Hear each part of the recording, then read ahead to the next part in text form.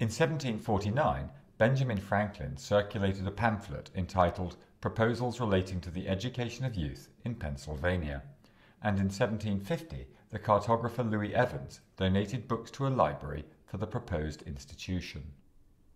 The institution became the University of Pennsylvania, and its library now boasts more than 7 million volumes, a vast digital collection, and millions of manuscript items. The library is now the premier research collection of the region and a destination for scholars worldwide. And, since March 1st, 2013, it is the home of the Schoenberg Institute for Manuscript Studies. The Schoenberg Institute for Manuscript Studies is the culmination of decades of philanthropy by Larry Schoenberg and his wife Barbara Brizdle. Knowing and working with Larry and Barbara for so many years, I think it's safe to say that they have three passions: technology, the collection, their collection, the kind of material that they like to collect, and this willingness, this passion for sharing their interests with others really has culminated in the Schoenberg Institute for Manuscript Studies. At its core are the extraordinary manuscripts that Larry has collected over a period of 40 years and which he and Barbara have now donated to the university.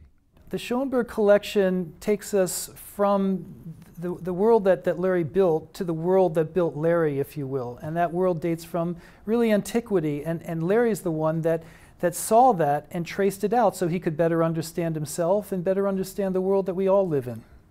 They span magic and science, astronomy and astrology, alchemy and chemistry, numerology and mathematics, remedies and pharmacology, and many other subjects. They contain Carolingian charters, Renaissance books on ciphers, and medieval encyclopedias of knowledge. And they come from many different traditions: the Christian, Jewish, Muslim, and they extend to the Far East, as far as China and Japan. The Schoenberg manuscripts are a stunning addition to the extraordinary primary resources available to scholars and students in Philadelphia. For an undergraduate, there is no possible experience that can measure up to that notion of holding in your hands a 13th century Bible, possibly a large Bible made of 60 sheep, a whole flock of sheep, the weight of history in their hands, the feel of the parchment, the smell of the parchment. It's quite extraordinary. And it's a transformative experience. No undergraduate who's had that experience will ever look at a book in the same way. They'll never feel the same way about books again. Larry was a successful software developer, and his interest in technology led him to realize the power of the internet to transform the study of medieval manuscripts.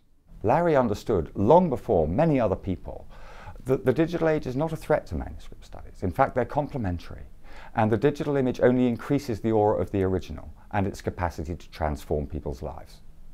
As a result, in 1996, he founded the Schoenberg Center for Electronic Text and Image.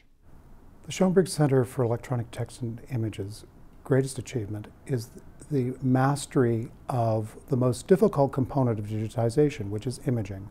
We have, through the adoption of standards and techniques and through the acquisition of sophisticated camera equipment, been able to piece this together into a production unit that has resulted in over 2 million images being captured in the past decade. Larry's own research project is the Schoenberg database of manuscripts. Apart from Barbara, the reason why Larry gets up in the morning is the database. He lives and breathes manuscript data. If someone came to you and told you that they wanted to produce a database that would locate all the world's manuscripts produced before 1600, you would tell them that they were crazy. It's a good thing that crazy never stopped Larry.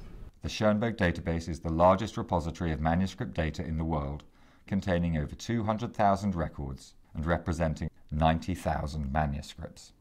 The Schoenberg Institute for Manuscript Studies is a think tank for the study of manuscripts in the digital age. It brings medieval manuscripts, modern technologies, and people together for the advancement of learning and our understanding of our cultural and intellectual heritage in the 21st century, not just at Penn, but for the world. What's exciting about the Schoenberg Institute here is the access that we're going to provide. We have an extraordinary reading room where scholars will be able to come and really work with these materials. We have spaces where they'll be able to teach using these collections. We'll also have exhibits that will open up entirely new avenues of true scholarship, learning, and community. The problem with the actual rare book materials themselves is that they are only accessible when the library itself is open. For a rare book room, that's normally 9 to 5, 5 days a week. A student, an undergraduate, needs to be working on a medieval manuscript at 3 o'clock in the morning. They need to be able to read the actual text, they need to be able to magnify it, to look at specific letters, to learn how the scribe worked. That they need to do on their own time. And then when they've spent 3 hours in the early hours of the morning doing that, they come back in the afternoon, perhaps having slept in, and they can actually look at the original manuscript itself. There's nothing like that interaction of the two things. Under one roof, you both have a dedication to the original material and to its digital manifestation, and that is somewhat unusual. However, you know, in an increasingly networked digital ecosystem, there are digital humanist labs around the country and around the world, at Stanford, at Harvard, at King's College London, at Cambridge, and it's with those institutions, our peer institutions, that we will be increasingly engaged and really transforming a field, which is extremely exciting. Digital technologies allow us to transcend ownership, to discover intellectual substance, to discover relationships that otherwise would remain hidden from view. And that really has become the working model for everything I do now with all of our rare Judaica collections. How do they speak to and connect to other collections and other interests around the world, and what can I do to facilitate that open access and that process of discovery? The satisfaction, the excitement that I have as a result of this gift and of the creation of the Schoenberg Institute for Manuscript Studies and what it means to pen, it's been unbelievable.